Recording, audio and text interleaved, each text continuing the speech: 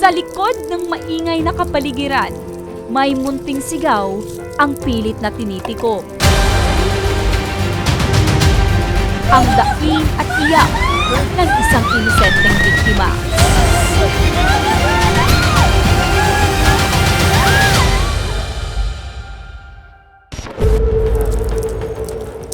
Hapon ng ikawalo ng Marso, ganito ang eksena sa lugar ng Mayong Tiwi Albay.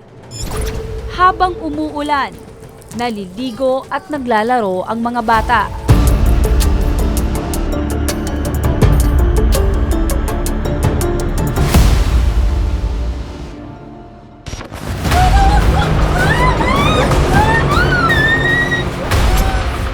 May nakakapangilabot na tinig, hikbi at iyak ng isang 9 na taong gulang na bata.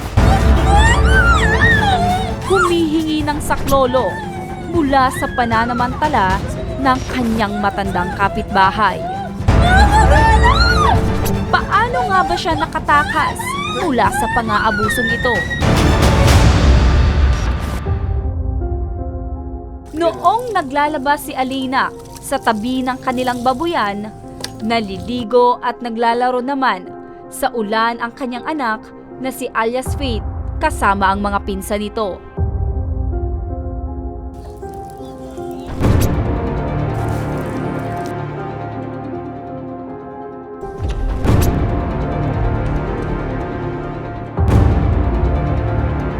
Habang nasa kalagitnaan ng paglalaro, tinawag umano ito ng kanyang kapitbahay na 79 na taong gulang na upang magpasuyong magpabili ng chichirya. Wait! Lika nga dito.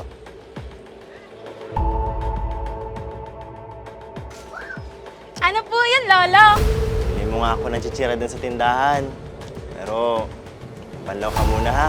Sige po, sige po.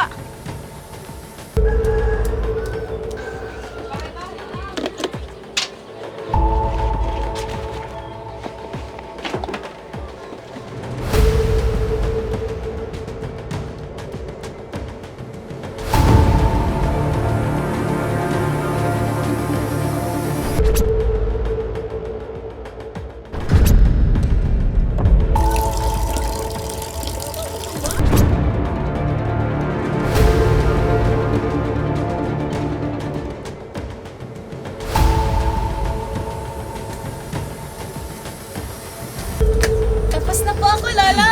Ito. Lima ko din ng chichirya. Sige po. Bilisan mo.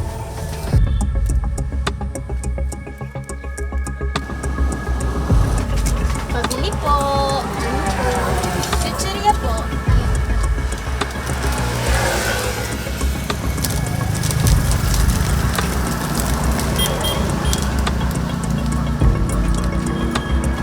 Thank you po. Kwento ng biktima, matapos niya raw iabot ang pinabiling chichirya, ay hinila na lamang daw siya papasok ng bahay nito. Ito na po. At sinimula na raw siyang halikan sa kabila ng pagmamakaawa ng bata.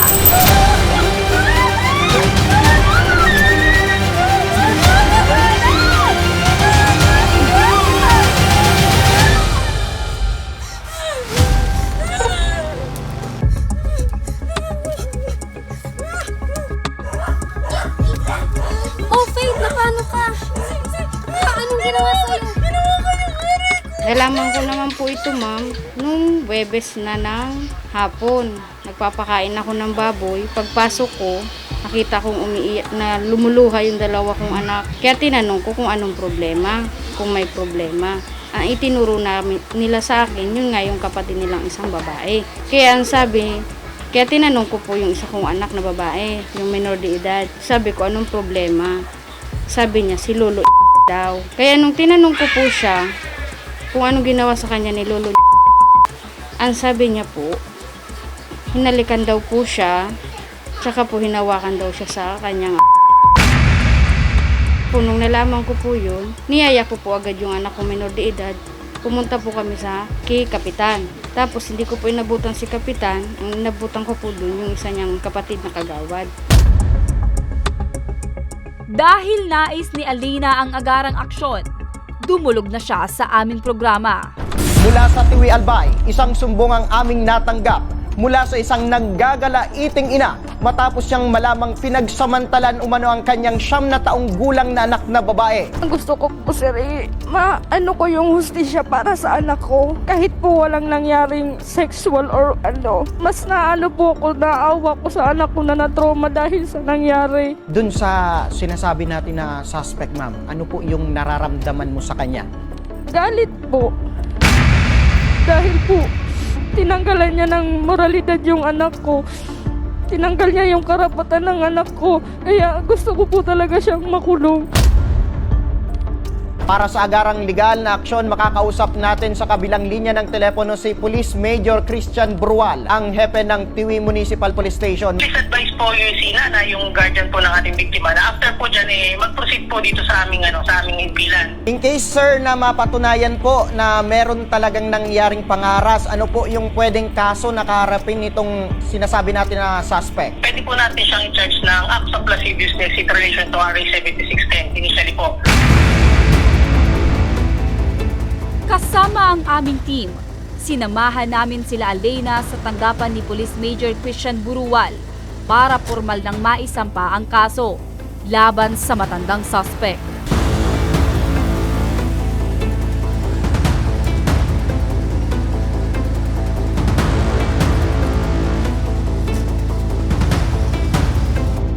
Pagkatapos maipaliwanag ang proseso kung paano gugulong ang kaso nila Alina, ay dumiretso na kami sa Provincial Trial Court upang tuluyan ng maisampa ang kasong act of lasciviousness laban sa matanda.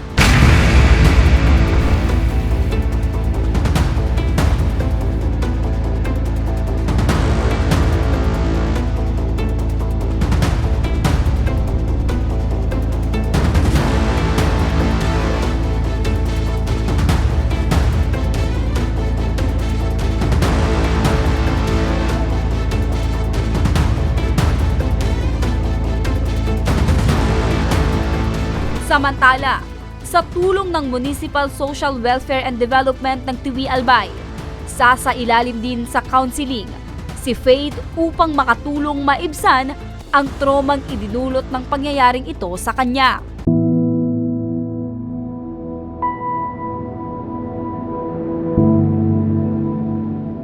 Naging lubhang madiliman sa kanya ang pagkakataon. Isang pag-asa naman ang aming nakita sa mga mata ng biktima nang amin siyang makausap. Ano pangarap mo paglaki mo? Teacher. Pangarap mo maging teacher? Bakit? Para maturuan ng mga bata. At gusto mo magturo? Para kay Faith, tuloy pa rin ang buhay at mananatili pa ring mangangarap.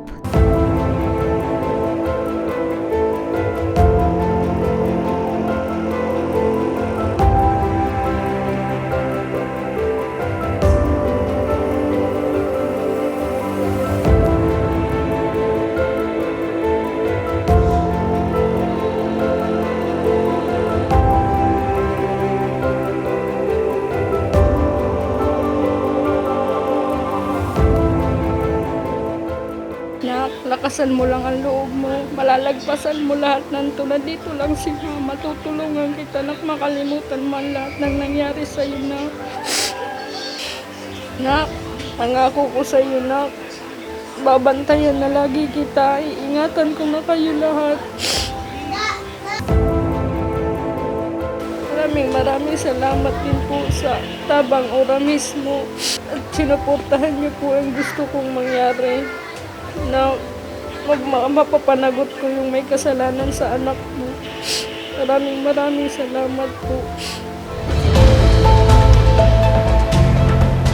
Nakakalungkot mang isipin na hanggang ngayon, tila talamak pa rin ng iba't ibang klase ng sexual abuse.